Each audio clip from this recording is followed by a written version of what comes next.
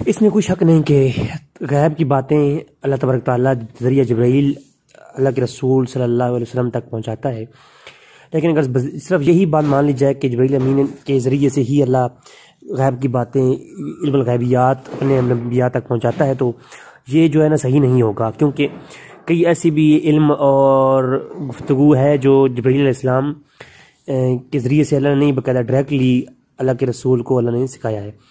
اب دیکھیں اس میں کئی اور بھی طرح سے گفتگو کی جا سکتی ہے، لیکن میں چند ایک چیزیں معروضات آپ کی برگاہ میں رکھوں گا۔ وہی جو ہے پہلے وہی جب نازل ہوئی، ایسا کو پتہ ہے غار ہرا میں جب سورہ علق کی آیات نازل ہوئیں تو جبرائیل امین پہلی دفعہ یعنی رسول اللہ صلی اللہ علیہ وسلم کی برگاہ میں آئے، ٹھیک ہے، تو اس سے پہلے تو نہیں آئے نا، تو اس سے یہ تو سب مانتے ہیں کہ وہی کا نزول کا آغاز جو ہے وہ سورہ علق سے ہوا، سب سے پہلے جبرائیل امین آئے ہیں، ٹھیک ہے۔ تو اس سے پہلے ایسی کئی ایک چیزیں ہیں جو اللہ کے رسول صلی اللہ علیہ وسلم کی آیات میں موجود ہیں اور سب اس کو تسلیم بھی کرتے ہیں، باقاعدہ قرآن میں تو اس کی وضاحت بھی آئی ہے۔ تو وہ تمام تر علم جو کہ اللہ کے رسول کو اعلان نبوت سے اور پہلی وحی کے آنے سے پہلے معلوم تھے، تو ان کا پھر آپ کیا کہیں گے کہ کیا وہ کس وحی کے ذریعے اللہ کے رسول تک پہنچائے گئے ہیں؟ جو کچھ چھپا ہے وہ غیب ہے، جو کچھ چھپا ہوا ہے وہ غیب ہے۔ تو نبی کریم صلی اللہ علیہ وسلم کو صرف جو قرآن کی وحی نازل ہوئی وہی علم ہے، جو اللہ کی طرف سے وحی نازل ہوئی وہی علم ہے۔ اس کے علاوہ اللہ تبارک تعالیٰ نے اپنے نبی کو کوئی اور علم خاص عطا نہیں فرمایا، حالانکہ اس پہ قرآن کریم کی کئی آیات آگے چل کے آئیں گی، لیکن میں سب سے پہلے تمہیدن جو ہے گفتگو کے دوران ابھی کچھ چیزیں بیان کروں گا۔ ابھی تمہیدی گفتگو جاری ہے، ابھی موضوع کیوں بتایا آیا نہیں ہوں میں، ابھی تمہیدن گفتگو جاری ہے۔ سب سے پہلے میں کچھ سوالات اپنے بھائیوں کی برگاہ میں رکھوں گا، مجھے صرف ان سوالات کے جواب چاہیے۔ اگر صرف قرآن کے اندر جو وحی کا نزول ہوا اور جو جبرائیل امین وحی لے کے آتے تھے وہی غیب ہے، اس کے علاوہ کچھ نہیں، تو پھر میں اپنے بھائیوں سے ہاتھ جوڑ کر کے کچھ قرآن پیش کرتا ہوں، کچھ حدیث پیش کرتا ہوں۔ ابھی یہ تمہیدی گفتگو ہے، ٹاپک آگے آئے گا چل کے۔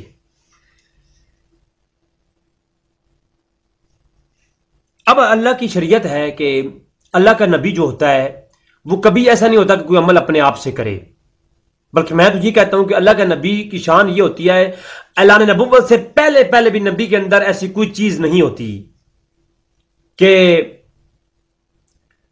جس کو بعض کے لوگ ہائی لائٹ کریں اور کہیں کہ نبی کی یہ خامی تھی۔ نہیں ہوتا اس کو کوئی عمل دور جاہلیت میں بھی کہ وہ کوئی عمل ایسا کرے جو اللہ کے جو ہے حکم کے بغیر ہو۔ وما ينطق عن الهوى، اے محبوب تو جو کچھ بھی کرتا ہے، تو جو کچھ بولتا ہے وہ اللہ کی طرف سے ہے۔ تو یعنی نبی کا کوئی عمل بھی اللہ کے حکم کے آگے پیچھے نہیں ہوتا، یہ بات یاد رکھیے۔ اب چند سوالات اور بھائیوں سے کرنا چاہوں گا۔ میں تمہیدن گفتگو کر چکا کہ اللہ کا علم کیا ہے اور اللہ کے رسول کا علم کیا ہے۔ اب آتا ہوں تھوڑا تمہیدن گفتگو کی اس طرف کہ کچھ سوالات جو ہمارے بھائیوں سے کرنا چاہتا ہوں، اس کے جوابات مجھے چاہیے۔ جی، سب سے پہلی بات کہ نبی جب کہ اللہ کے کسی حکم سے ہٹ کے کوئی عمل کرتا ہی نہیں ہے، اور آپ دیکھیں جب نبی کریم صلی اللہ علیہ وسلم نے اعلان فرمایا کہ کیا تم اس بات کی گواہی دیتے ہو کہ میں صادق اور امین ہوں؟ کیا میں تمہیں کہوں کہ اس پہاڑ کی پیچھے سے ایک لشکر آ رہا ہے؟ جب یہ آپ سب لوگ جانتے ہیں اس روایت کو، تو مجھے ایک بات بتائیں، اس وقت ان لوگوں نے کہا کہ دلیل دیں آپ کہ آپ نبی ہیں، تو قرآن کریم میں اللہ تبارک تعالیٰ نے ارشاد فرمایا، میں آپ کے سامنے سکین لگا دوں گا، اللہ نے ارشاد فرمایا محبوب اگر دلیل کے طور پر مانگتے ہیں نا، تم یہ کہو کہ میں نے تم میں 40 سال کی زندگی گزاری ہے، میری زندگی میں تم کوئی ایک کجی دکھا دو۔ یعنی اعلان نبوت سے پہلے ایک زندگی دلیل کے طور پر حضور نے پیش کی ہے۔ اب یعنی اعلان نبوت سے پہلے کی جو زندگی ہے حضور نے وہ دلیل بنا کر کافروں کو دی کہ یہ میری زندگی تمہارے سامنے ہے، اس میں کوئی گناہ کوئی ایسا کجی دکھا دو، اگر کجی پالو بتا دو تو پھر نہ مانو مجھے نبی، اگر کوئی غلطی نہیں دیکھتے 40 سال کی عمر تمہارے سامنے ہے تو پھر جو ہے مان لو میں اللہ کا نبی ہوں۔ یہ دلیل کے طور پر اپنی زندگی پیش کی حضور نے۔ آگے چل کے اب میں آپ سے سوال کرنا چاہتا ہوں، پہلا سوال کہ شراب کی حرمت اسلام کے اندر بعد میں نازل ہوئی۔ اب یہ میں سوال کرنا چاہتا ہوں تمام بھائیوں سے جو یہ کہتے ہیں کہ اللہ کے سوا کوئی غیب نہیں جانتا اور اللہ کی کوئی ایسی وحی نہیں جو قرآن کے بغیر نبی کو علم عطا کیا جائے۔ اب میرا موقف یہ ہے کہ اللہ تبارک تعالیٰ قرآن کے علاوہ ایک وحی مطلوع ہوتی ہے، وحی جلی جو قرآن کی صورت میں نازل ہوتی ہے، ایک اس کے علاوہ وحی ہے جو تبارک تعالیٰ وہ یہ مخفی جسے کہتے ہیں، جو اللہ تعالیٰ جو ہے قرآن کا حصہ وہ نہیں بنتی، لیکن اللہ تعالیٰ نبی کو گائیڈ کرتا رہتا ہے، وہی الہام کے ذریعے ہوتی ہے۔ وہی کی بہت اقسام ہے، آگے چل کے رد قادیانیت میں میری گفتگو آئے گی تو اس کے اوپر وہی کے متعلق ختم بہت بڑی بات وہ ہو جائے گی انشاءاللہ تبارک تعالیٰ۔ تو جب شراب کی حرمت نازل ہوئی، صحابہ کرام پہلے خود شراب کا کاروبار بھی کرتے تھے، بخاری اور مسلم میں حدیثیں موجود ہیں کہ حضور نے یہ شراب ہے، یہ جو گدے ہیں کھانے ہیں، گدے کا کھانا، شراب پینا اور نکاح متع یہ پہلے دور میں جائز تھا، بعد میں ان کی حرمت پہ دلیل عید نازل ہوئی، پھر کو منع کیا گیا۔ تمام اہل سنت کے ہاں تمام کا یہ اتفاق ہے، اور بخاری مسلم میں اور قرآن کریم کی آیات کریمہ اس میں موجود ہے۔ میں ایک سوال کرنا چاہتا ہوں، حرمت کی آیت نازل ہوئی بعد میں، جب دور جاہلیت میں ایک چیز تھی تو نبی کریم صلی اللہ علیہ وسلم سے کوئی ایک عمل بھی ملتا ہے کہ دور جاہلیت میں جب شراب جائز تھی اور اعلان نبوت سے پہلے نبی کریم صلی اللہ علیہ وسلم نے کبھی بھی شراب کو ہاتھ لگایا ہو؟ نہیں۔ کیوں نہیں؟ اس لیے کہ نبی کو اللہ تبارک تعالیٰ ہر لمحہ گائیڈ کرتا ہے۔ اعلان نبوت حضور نے بعد میں کیا، شراب پہلے بھی جو ہے لوگ پیتے تھے، لیکن حضور نے کبھی ہاتھ کو ہاتھ نہیں لگایا۔ نبی کی یہ شان نہیں ہوتی، حضور کے علم میں تھا کہ نبوت کے بعد اس نے حرام ہونا ہے۔ اب یہ قرآن میں تو کہیں نہیں ہے، قرآن کی آیت بعد میں نازل ہو رہی ہے۔ اب مجھے بتائیں بس ایک بات، وضو جو ہے وضو کی آیت کب نازل ہوئی؟ مدینہ دور میں۔ مدینہ دور کے اندر وضو کی آیت سورۃ مائدہ کی آیت نمبر 6 میں نازل ہوتی ہے، اور حضور وضو کب سے کر رہے ہیں؟ مکی دور سے۔ بھائی وضو کی آیت نازل ہو رہی ہے قرآن میں، اللہ کا حکم وضو کرنے کا بعد میں نازل ہو رہا ہے، اور نبی تو اللہ کے حکم سے تو ہٹ کے کوئی عمل کرتا ہی نہیں ہے۔ تو جو وضو کی آیت بعد میں نازل ہوتی ہے، حضور وضو مکہ میں کرتے ہیں، مدینہ میں 13 سال کے بعد آیت نازل ہوتی ہے۔ وہ حضور جو پہلے عمل کر رہے ہیں وضو کرنے کا، وہ کس آیت پر عمل کر رہے ہیں ذرا مجھے بتا دیجئے، کیونکہ نبی کا جو عمل ہوتا ہے وہ کبھی ایسا نہیں کہ فَاغْسِلُوا وُجُوهَكُمْ وَأَيْدِيَكُمْ إِلَى الْمَرَافِقِ، کہ تم اپنے جب وضو کرنے لگو تو اپنے ہاتھوں کو دھو لو، اپنے چہروں کو دھو لو۔ سورۃ مائدہ کی آیت 6 جب یہ نازل ہوئی۔ اب یہ آیت نازل کب ہوئی؟ یہ آیت نازل ہوتی ہے 6 ہجری میں، وضو کا حکم نازل ہوا، اور حضور 13 سال قبل مکہ میں وضو کرتے ہیں۔ اب یہ حکم بعد میں آتا ہے، حضور عمل پہلے کرتے ہیں۔ یہ علم کہاں سے آ رہا ہے؟ یہ وہ علم ہے جسے علم الغیب کہتے ہیں، اور اللہ تبارک تعالیٰ آیت عوام کے لیے نازل ہوئی، جو ہے آیت امت کے لیے نازل ہوئی ہے۔ آیت قرآن کی صورت میں پوری امت کی ترتیب اور اس کی تربیت کرتی ہے۔ قرآن پوری امت کی تربیت کرتا ہے، جبکہ اللہ تبارک تعالیٰ نبی کی تربیت پہلے سے کرتا ہے، اور یہ علم الغیب ہے۔ یہ وہ علم ہے غیب کا، آگے چل کے قرآن کی حدیثیں اور قرآن اور حدیث آئے گا اس موضوع پر۔ صرف میں آپ سے سوالات کر رہا ہوں، سمجھانا چاہ رہا ہوں موضوع کو، تاکہ آپ سمجھ جائیں کہ حقیقت کیا ہے قرآن اور حدیث کی۔ پھر مجھے ایک بات بتائیں، یہ نماز فرض کب ہوئی؟ معراج کی رات۔ بخاری شریف کتاب الصلاۃ کے اندر جب حضور معراج پہ گئے تو نماز فرض تب ہوئی۔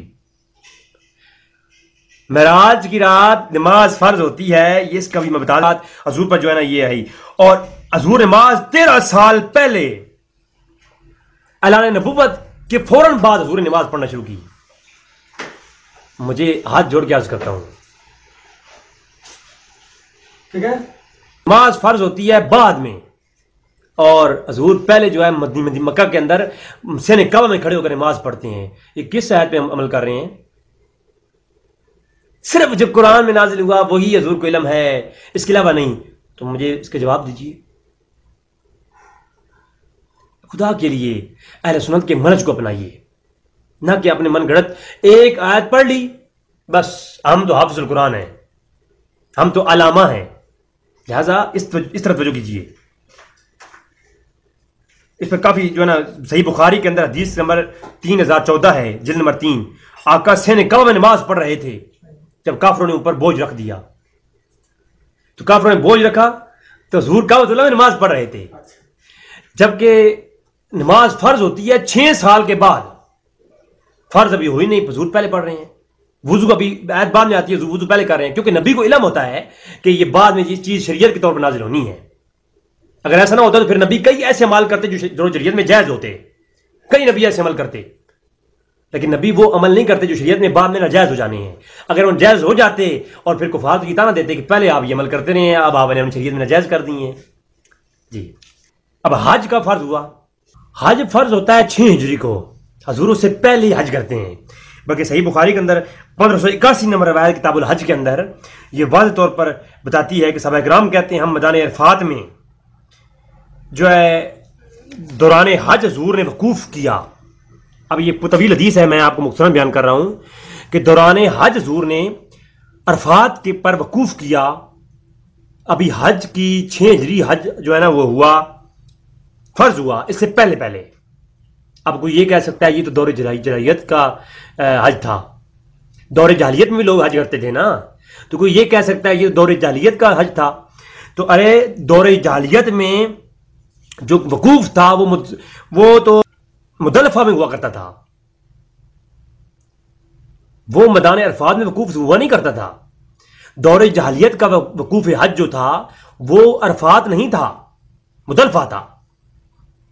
تو حضور جو وقوف عرفات کرتے ہیں حج کے دوران، وہ بھی حج کی آیات اور حج کا فرض ہونے سے پہلے، تو وہ حضور یہ یعنی حضور کے علم کی شان ہے کہ ابھی آیات نازل نہیں ہوئی، ابھی شریعت بن کے وہ اتری نہیں ہے. حضور کے علم میں اللہ تعالیٰ نے پہلے ہی یہ عطا فرما رکھا ہے کہ اے نبی آپ وقوف عرفات کریں، کیونکہ بعد میں یہ شریعت بن کر کے آپ کی امت کے اندر راج ہوگا. تو شریعت جو ہے وہ امت کے لیے ہوتی ہے، اور یہ آیات جو قرآن نازل ہوا یہ امت کے لیے ہے. بے شک یہ حضور کا علم ہے، اس کے اندر بھی حضور کا وقتاً فوقتاً آیات نازل ہوتی گئی، حضور کا علم میں اضافہ ہوتا گیا. اہل سنت کا یہی عقیدہ ہے کہ قرآن نازل ہوتا رہا حتیٰ کہ جب یہ آیات نازل ہوئی کہ وَعَلَّمَكَ مَا لَمْ تَكُنْ تَعْلَمْ وَكَانَ فَضْلُ اللَّهِ عَلَيْكَ عَظِيمًا، تو حضور پر تمام علوم جو حضور کو عطا کر دیے گئے، وہ بھی حق ہے. لیکن میں یہ کہتا ہوں کہ ابھی شریعت نازل نہیں بھی ہوئی، حضور کو اس کا پہلے جو ہے علم ہے. ایسا نبی کی یہ شان ہوتی ہے، نبی کا یہ مقام ہوتا ہے. ایسے نہیں کہ نبی پہلے زمانے میں دور جاہلیت کے کاموں کو اپنا لے اور بعد میں جب نبوت عطا ہو اور نبوت کا اعلان کرے. نبوت تو پہلے کی ہوتی ہے نا، اعلان کرنا ہوتا ہے. تو جب نبی اعلان کرے نبوت کا اور پھر وہ دور جاہلیت کے نظام کو ترک کرے، ایسا نہیں ہوتا. نبی ہوتا ہی ہو جو پیدائشی پیدا ہو تو وہ سراپا شریعت ہو. جی تو 15 سال فرض حج ہونے سے 15 سال پہلے حضور جو ہے وہ وقوف عرفات کرتے ہیں، اور وقوف عرفات کا جو شرعی حکم ہے وہ بعد میں نازل ہوتا ہے. تو مجھے اس بارے میں سمجھائے نا، کون سی آیات پر نبی عمل کر رہا ہے، کون سے احکام جو نازل حضور پہ ہوئی ہیں اس پہ نبی عمل کر رہا ہے. ابھی اللہ نے نبوت کیا ہے، ابھی قرآن کی آیات نازل نہیں ہیں، ابھی فرائض ہونا وجوب ہونا لازم نہیں آیا، ابھی نبی عمل کر رہا ہے، اس کا کوئی ثبوت ہے نہیں. تو کیا نبی اللہ کے حکم کے بغیر کسی چیز پہ عمل کر سکتا ہے؟ کبھی نہیں کر سکتا. نبی اللہ کی اطاعت کرتا ہے ہر لمحہ ہر گھڑی، اور خصوصاً اعلان نبوت کے بعد. اچھا پھر پوری دنیا کا اتفاق ہے، بیت المقدس پہلا جو قبلہ ہے، پھر اس پوری تمام امت کا اس پہ اتفاق ہے کہ پہلا جو قبلہ تھا وہ بیت المقدس تھا. پھر جب سورہ بقرہ کی آیت نمبر 144 نازل ہوئی، قد نرا تقلب وجهك في السماء ولنولينك قبلة ترضاها، جب ولنولينك قبلة ترضاها جب یہ آیت نازل ہوئی تب پہلے قبلے سے ہٹا کر کے دوسرے قبلے کی طرف حضور کی رضا پر یہ تعویل قبلہ ہوئی، قبلے کو چینج کیا گیا، بیت المقدس کی طرف سے رخ ہٹا کر کے حضور نے کعبۃ اللہ کی طرف کیا. یہ پہلی آیات نازل ہوئی. تو میں یہ کہتا ہوں بڑی محبت کے ساتھ کہ بخاری شریف کتاب الصلاۃ میں 390 نمبر روایت ہے کہ ہجرت مدینہ کے بعد 16 ماہ تک بیت المقدس کی طرف حضور منہ کر کے نماز پڑھتے رہے. تو ناظرین ابھی آپ خود دیکھیں کہ کعبۃ اللہ جو قبلہ بنا ہے اس سے پہلے بیت المقدس کی طرف جو ہے رخ کر کے نماز پڑھنا یہ کس جگہ کا حکم ہے؟ کون سی آیت میں یہ حکم نازل ہوا تھا کہ حضور پہلا قبلہ جو نماز کے لیے حضور نے منتخب کیا وہ کون سی آیت پر عمل تھا؟ مجھے بتائیں نا. 16 ماہ جو حضور بیت المقدس کی طرف منہ کر کے قبلہ بنا کر کے نماز پڑھتے رہے ہیں؟ قرآن میں آیت ہے نہیں. قرآن میں صرف ایک ہی قبلے کے متعلق آیت ہے کہ بیت المقدس کی طرف سے رخ ہٹائیں اور ادھر اپنی تیری رضا یہ ہے تو قبلہ چینج کر دیتے ہیں. تو نبی کی رضا کے اوپر یہ قبلہ چینج کیا گیا، لیکن پہلے جو قبلہ تھا وہ کسی شریعت میں کسی جگہ پہ وہ اس کا حکم نہیں آیا.